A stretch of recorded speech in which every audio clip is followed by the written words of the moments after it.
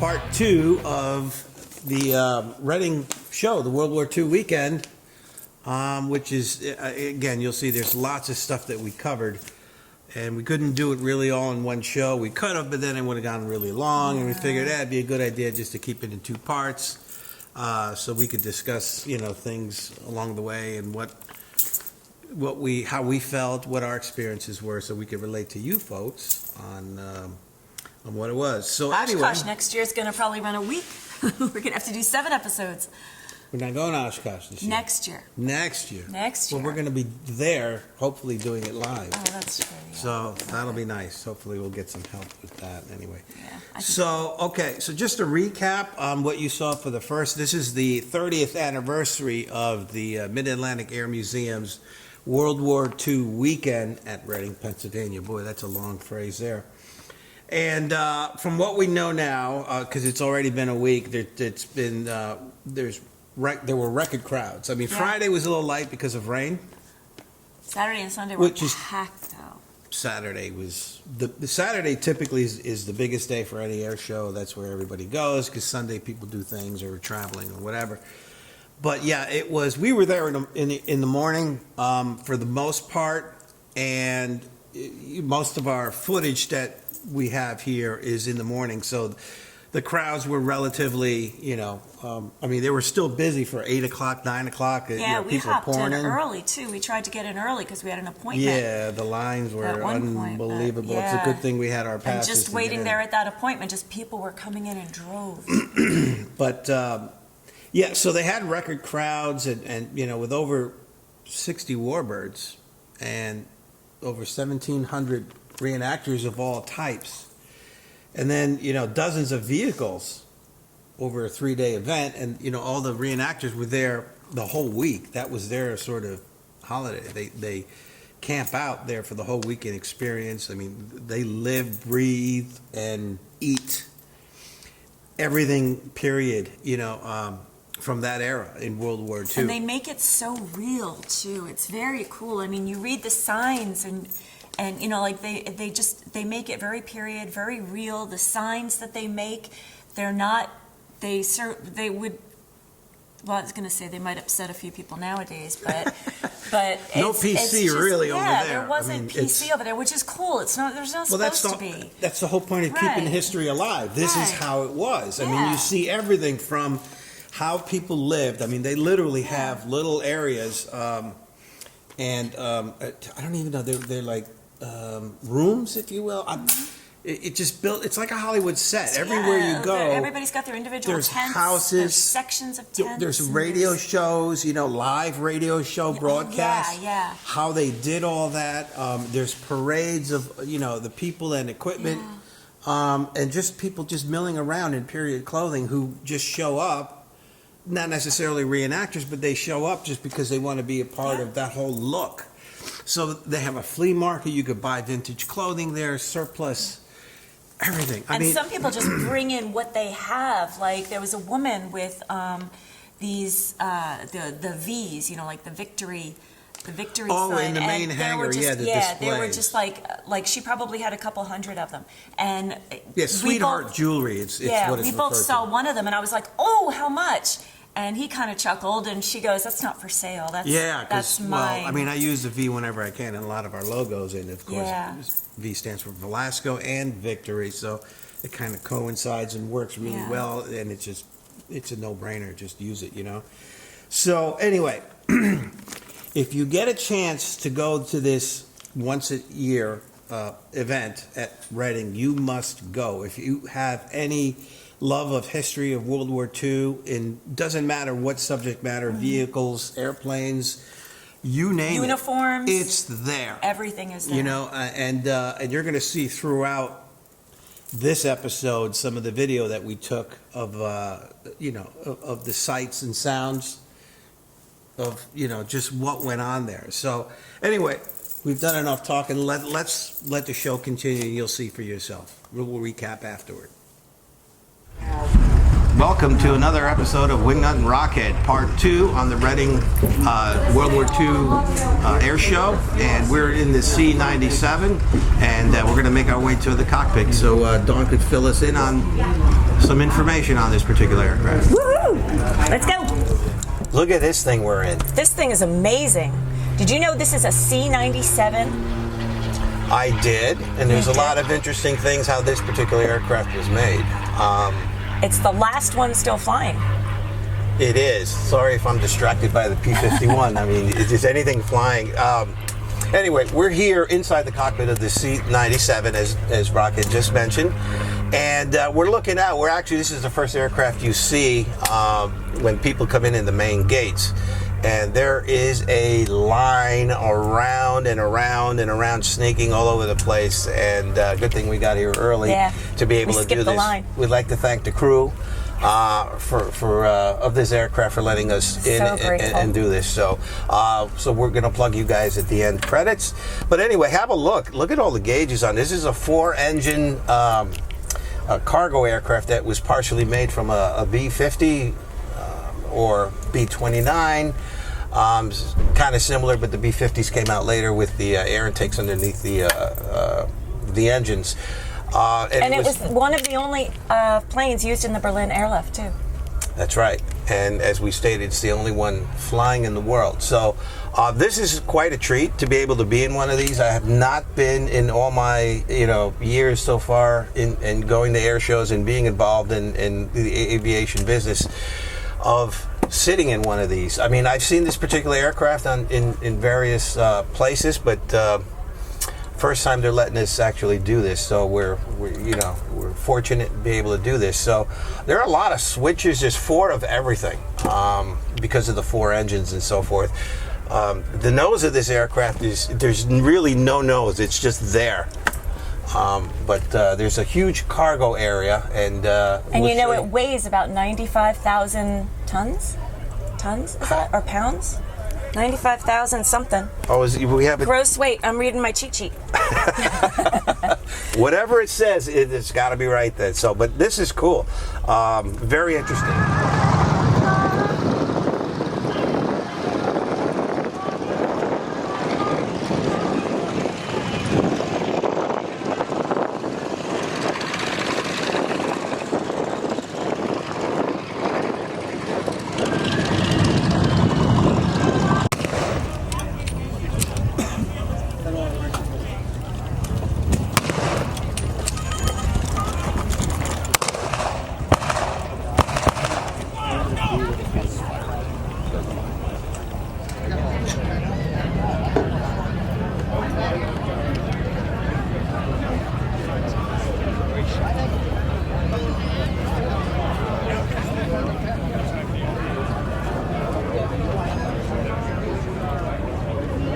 So this concludes our 2-part series of WingNut and RockHead. So what do you think?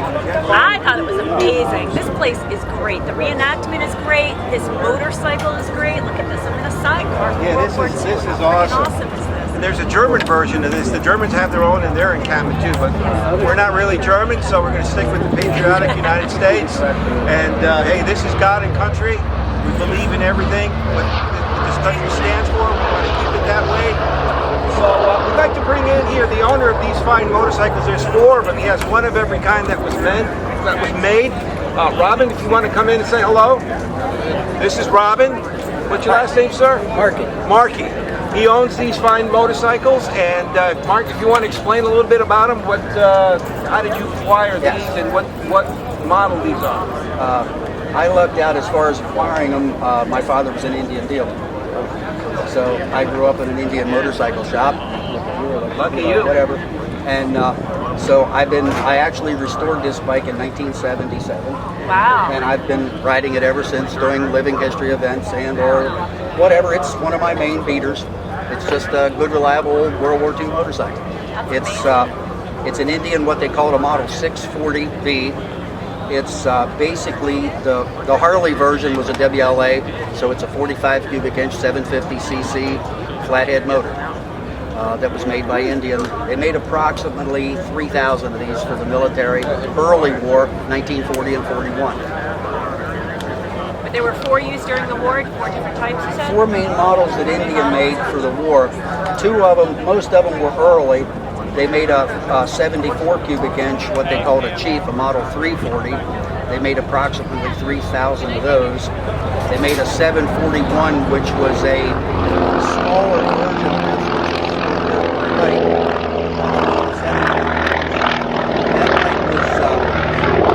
is Indian's largest production for World War II. They made approximately 35,000 of those, and it was made for us and Lend-Lease. Since the Germans were bombing a lot of the factories, and the British, one of our allies, and even the New Zealanders, the Australians, they didn't have the Jeep, so they really relied on motorcycles. So Indian built that as a 500cc because of fuel economy. They wanted fuel economy. They didn't need our speed that we had on our bikes. So that bike, out of the roughly 35,000 they built for World War II, close to 27,000 went out of the country over to all over the world. We even sent 150 to Russia because they were our allies. And then they made also early war again. There's one in the tent. RV twin engines were overheating in the desert. And realized that in a sandy desert, don't put a lot of grease and oil on a chain, because all the sand sticks to the chain and it grinds the chain away, and it grinds the sprockets. So the government wanted a shaft drive. The Germans had BMWs, they had NSUs, Zundaps, which were opposed motors, and they were shaft drive and foot shaft.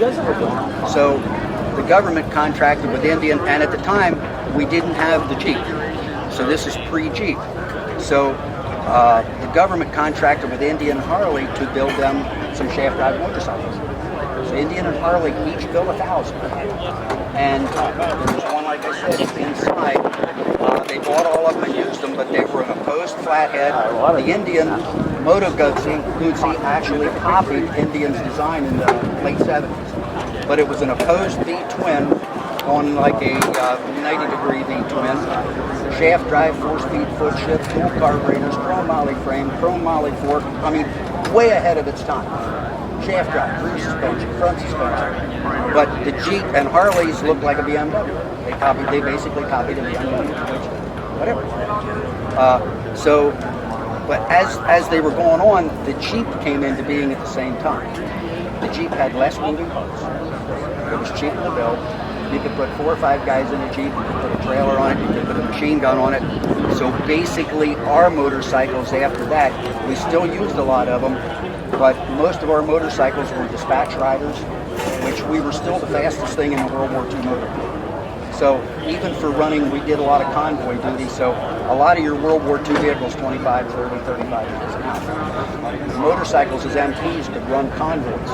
They'd be in the front, in the middle, in the back. And what we could do is we would stop as MPs, military police. We would stop the traffic, roll the convoy through them. We could zigzag back up through the convoy and just leapfrog and just keep the convoy moving. It never had to stop. And there again, dispatch riders. If the radio wasn't working, we could sneak through the woods, whatever, and do whatever. So that was our main thing for motorcycles. A lot of messenger duty and stuff like that. Well, there you go. Learn something about the Indians and the Harleys and the bikes in World War II. So again, we thank you for watching, and we'll see you next time on WingNut and RockHead. Yeah, we'll show you something here now too. I can start this one up if you want to hop off of it, or I'll. No, I don't want to hop off. I know it's comfortable, but yeah, I can show you how it works. take it for a ride. You want? No, but I can show you how it operates. Okay. All right, I get off. It's a little bit more complicated than the modern motorcycles. You have a foot clutch similar to a car. Your throttle, since Indian shifter's on the right side, it's left-hand throttle. There's no automatic spark advance for the distributor, so your distributor has a distributor like a car. You roll this one, you can retard and advance the timing, mainly for starting, so it doesn't kick up over the handlebars. And basically what you do, put it in neutral, retard the spark a little bit, turn the fuel on. I'll get on it. You got the Kickstarter right here. Turn the key on. Give her a notch and choke.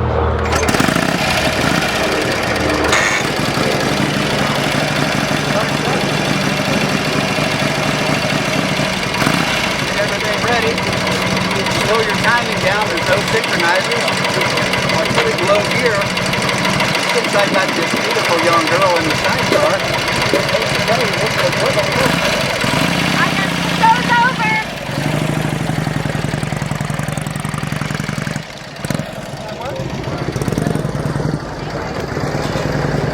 I'm back.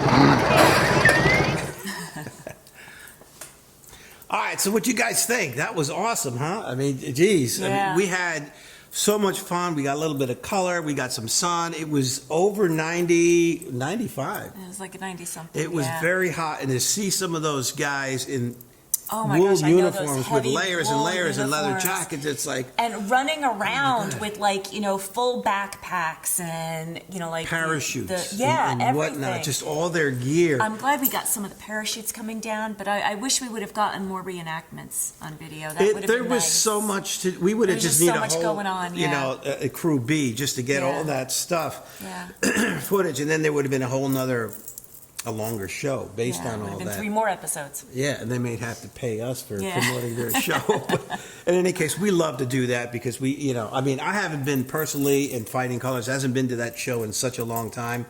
I'd say about maybe 4 or 5 years. And because we concentrated on other shows, especially Oshkosh, because that's a bigger show for us. But we told the organizers there we're going to be back next year because we Yeah. haven't been there in such a long time. And the hangar with the vendors inside the main hangar was kind of light and it was just mainly displays. But I remember that being chock full of vendors. Now all the vendors are outside and everything, so you have to walk a lot Mm-hmm. farther. But nonetheless, I mean, it was a good time. It was Yeah, great. It was We so met a much lot of fun. people. Learned so much too. Really well, learned she did. a lot. It's your Yeah, really I did. second really big World War II kind of Yeah, show. So, that was really good. but it's always fun. And again, I can't talk too much about that because it's just, you know, it's or say enough about it. That's a wrong phrase, but anyway, you get what I'm trying to say here, right? Tongue tied. Yeah, hey, you know, if anybody else went, you know, we'd love to hear your comments. You know, if you've got any, if you point something out, maybe we missed it. I don't know. Yeah, we'd like to thank But- also on that note a couple of photographers that took Yes. pictures that we used. The credits are on the photographs, and they all said, yeah, sure, have at it. But still, I mean, they took some great photographs like Ricardo. They always do, yeah. Yeah, I mean, they do a fantastic job. And those guys are diehards too. There's a whole Yeah. club. I'm just sure of everybody photographers. watching knows who Ricardo is, you know, with his photographs. Yeah, but and he's a character too. He's a really, really nice guy. So anyway, so we'll see you. This is the end of this show. We're going to conclude this one. As you can tell, our format is broken because of the events that have occurred. But let me fill you in. Next week we're going to do we're doing a walk around. Actually, tomorrow up at Culpeper, Virginia, we're going to do a walk around in the TBM Doris May from the CAF Capital Squadron. So we'll talk to some of the folks up there, and we'll see some more of my artwork that was also at the writing show. Uh-huh. And so we'll feature that. We'll get back to the format with fun facts, questions, shout outs, and anything else that might come in between now and then that we could add into the show. But thanks again for watching another episode of the WingNut and RockHead show. So God bless and keep history alive. Yeah.